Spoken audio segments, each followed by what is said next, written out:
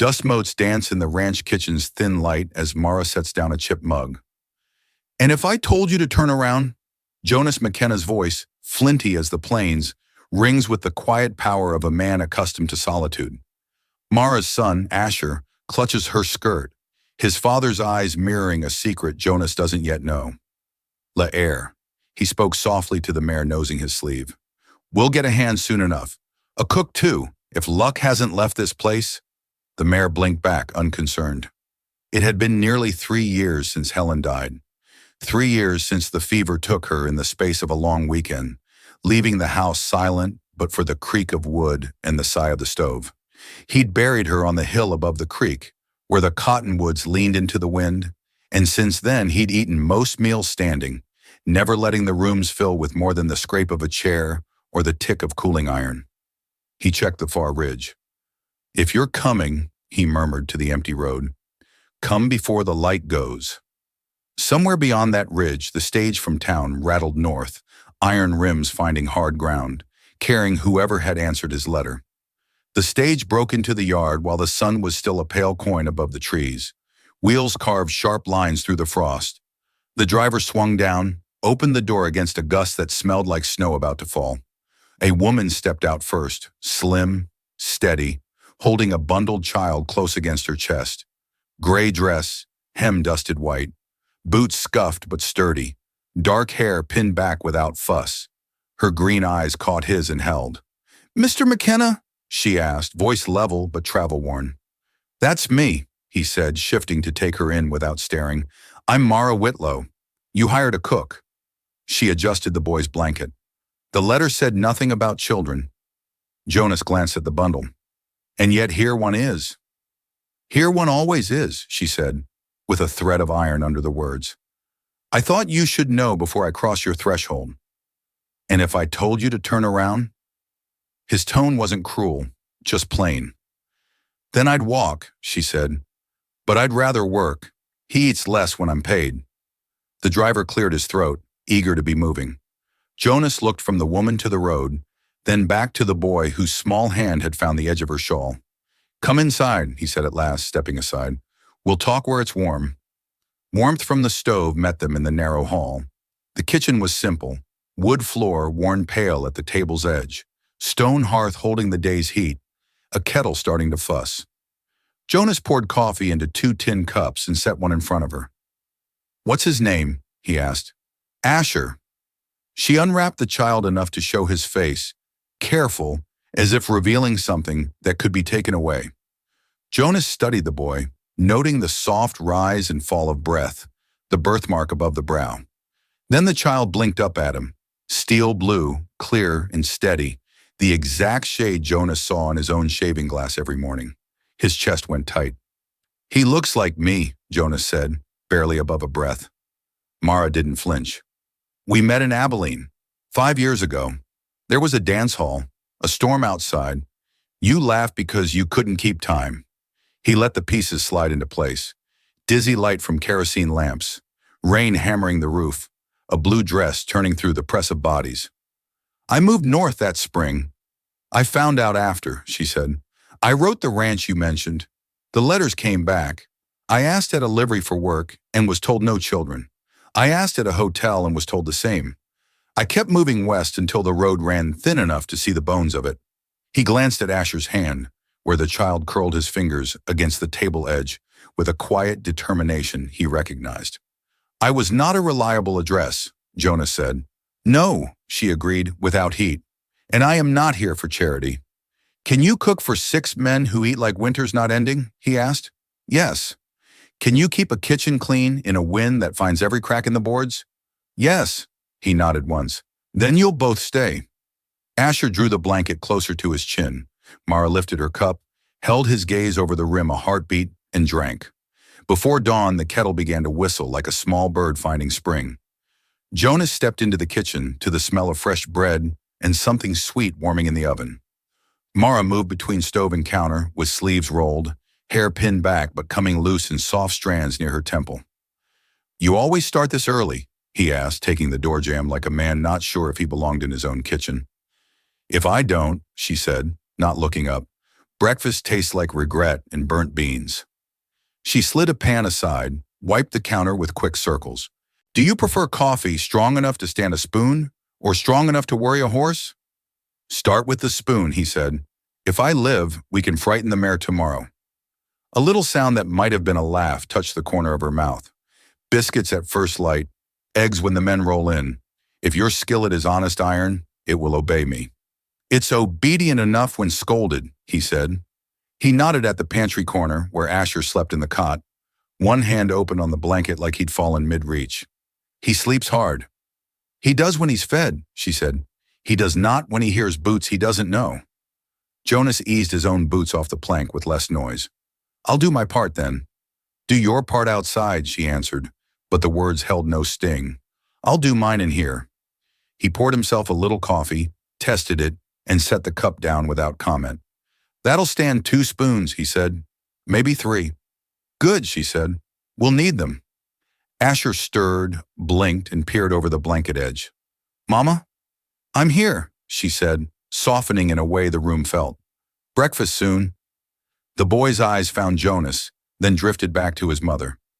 Jonas set his cup aside and pulled on his gloves. I'll bring wood before the stove remembers it's winter, he said.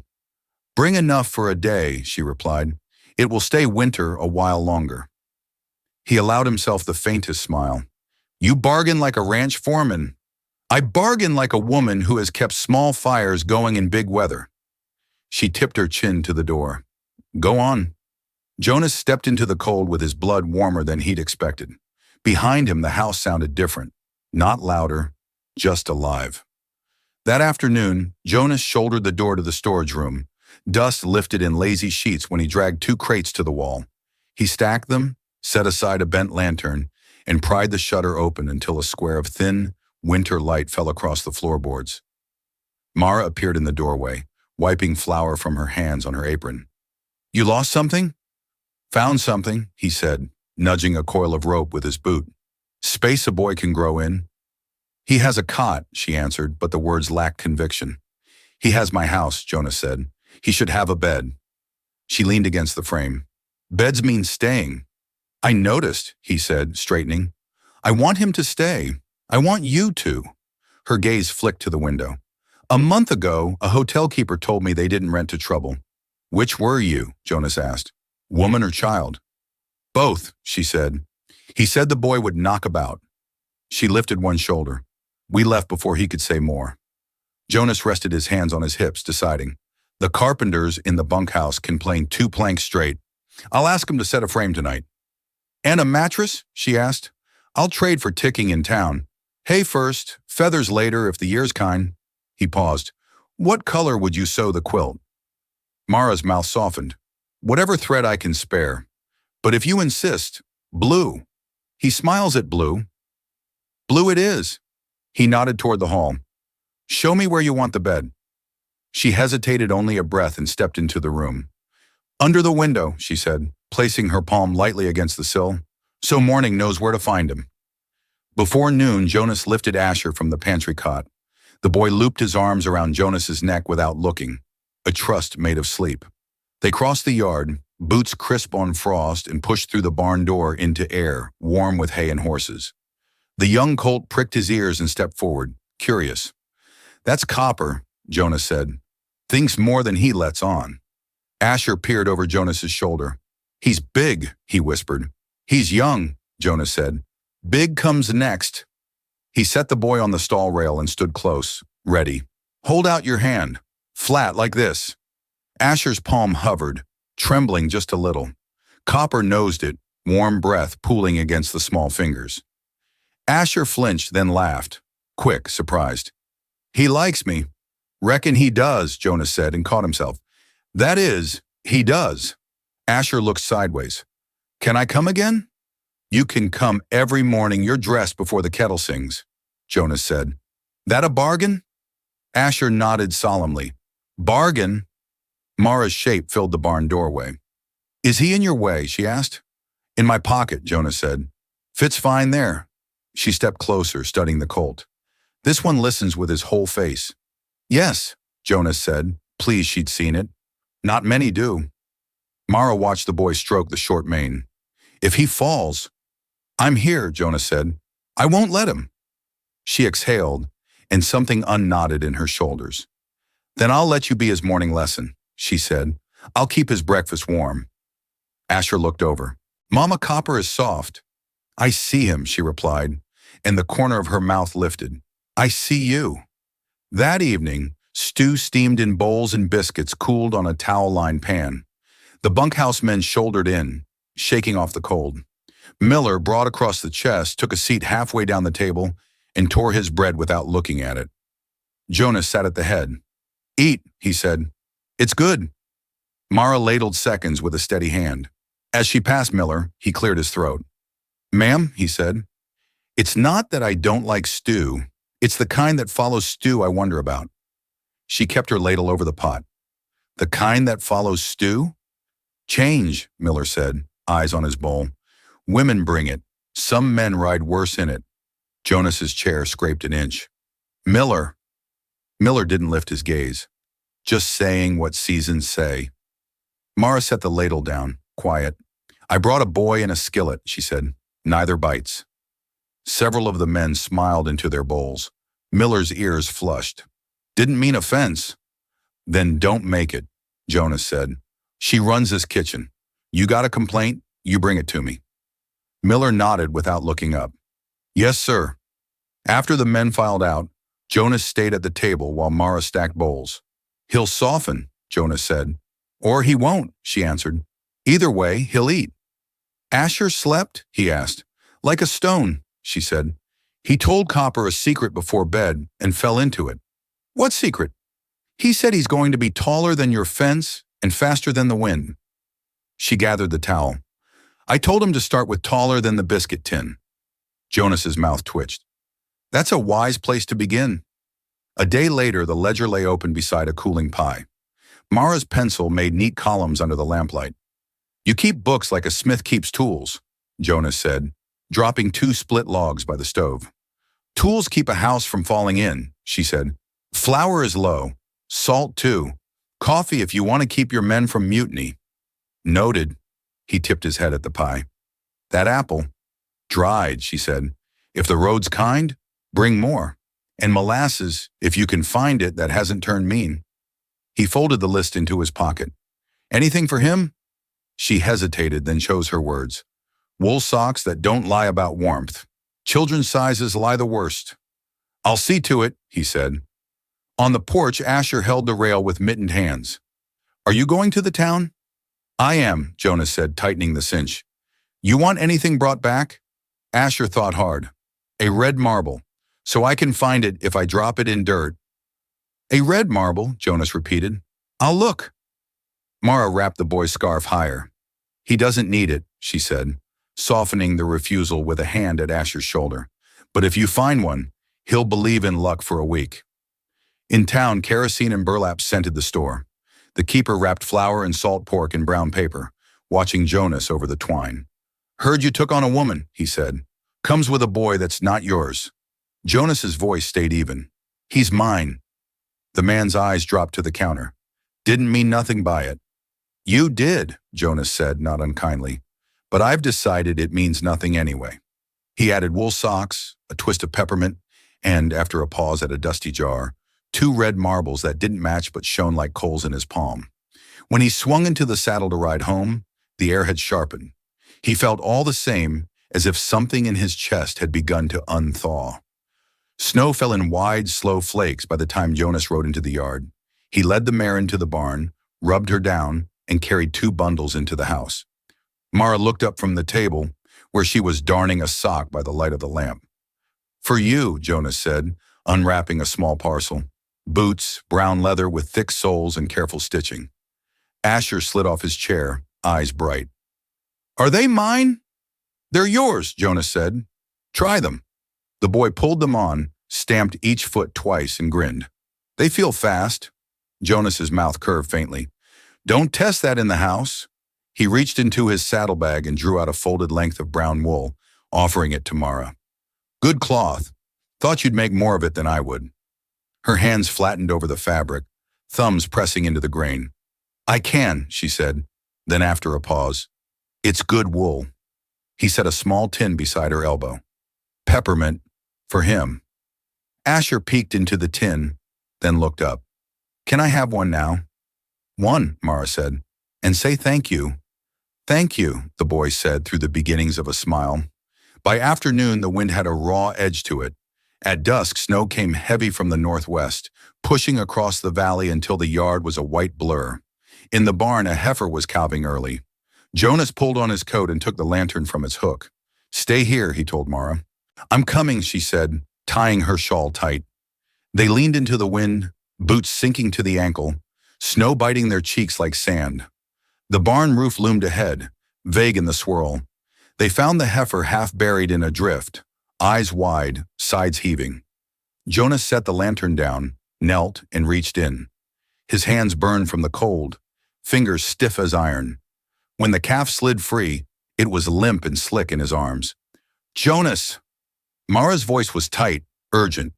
He rubbed its ribs with his coat sleeve, bent to breathe into its nose. The moment stretched, a silent dare between life and the cold. Then the calf shuddered, pulling in its first breath, steam curling into the light. Jonas let out a long breath of his own. "There you are." They coaxed the calf to its feet, guided mother and newborn into the barn's warmth. Hay smell and the sound of steady animal breath closed around them like a promise. The storm passed, leaving drifts along the fence line and ice hanging from the eaves. By the next evening, the stove had been fed to a steady glow, and Asher was asleep by the fire, a peppermint still curled in his hand. Jonas stood by the window, watching the wind lift fine snow from the ridge. "You ever think about spring?" "I do," Mara said from the table, mending a sleeve. "Garden behind the smokehouse wants planting." "I can coax onions out of stingy soil." He turned to face her. "I was thinking you might stay past the thaw." Her stitching slowed. "Roots are easy to pull up when they're not yours." "No one pulls what belongs to you," he said. She tied off the thread and met his gaze. "We'll see," she said, but her voice had less guard in it than before. Snow thinned on the ridge. The nights were still long, but the dark felt less heavy. Jonas sat in the chair opposite Mara, the fire between them burning low. "I've been thinking about what it'd mean if you stayed for good," he said. She looked up from her sewing. "And what would it mean?" "You wouldn't be the cook," he said. "You'd be my wife." Her eyes searched his. "Is that what you're asking?" "It is." She turned toward the window, where the glass held the black outline of the cottonwoods, then back to him. "I'll say yes, if you mean it. I've never meant anything more." They sat in the stillness for a moment, the fire ticking as a log settled. Jonas rose and crossed the space between them, slow enough for her to turn away if she wanted. She didn't. He leaned in, letting their foreheads meet first. A pause, a steadying, before brushing his lips against hers. It was brief, certain, and warm with something unspoken. When they parted, Mara's gaze stayed on him, and something in her shoulders eased as if she had set down a weight she hadn't known she carried. They rode into town under a pale sky, frost still clinging to the shaded side of the street. Hooves struck hard against the frozen ground, the sound carrying in the still air. The preacher's office was above the mercantile, a narrow room with tall windows and a coal stove ticking in the corner. Shelves lined with worn hymnals caught the sunlight in faded spines. Jonas stood straight, hat in hand. Mara's shawl was drawn close. Asher pressed to her side, his small fingers curling in the fabric of her skirt. The preacher looked between them, his voice steady, the vows plain. When it came time for her to speak, Mara glanced at Jonas. "Yes," she said softly, but the sound filled the room like a match catching. Asher tugged at her skirt. "Mama, does this mean—" Jonas bent a little, lowering his voice. "It means we're family, son." The preacher smiled faintly as he closed his book. "That's enough truth to stand on."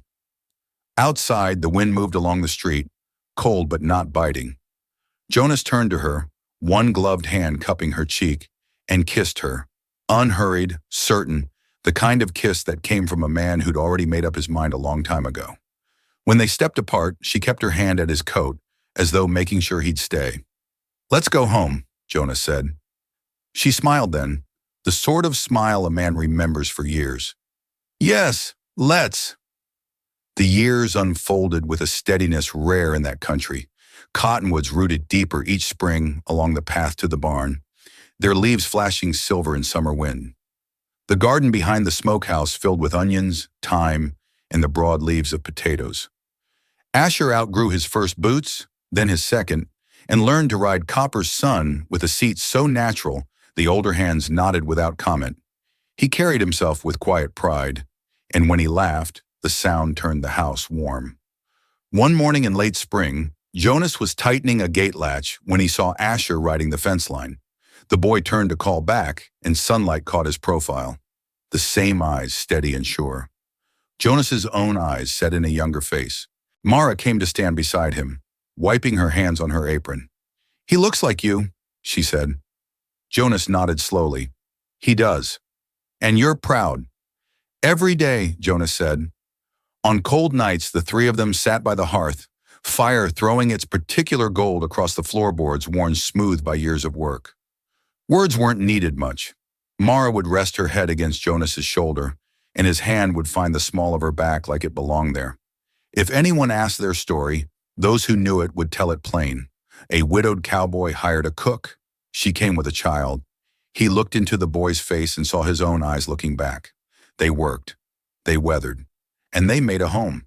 On evenings when the swallows stitched the sky above the yard, Jonas would close the corral gate, glance toward the hill where Helen slept, and let gratitude pass clean through him. Then he reached for the latch, warm light spilling through the cracks, and stepped inside to the life that had been given back to him, the sound of his family's laughter filling the room.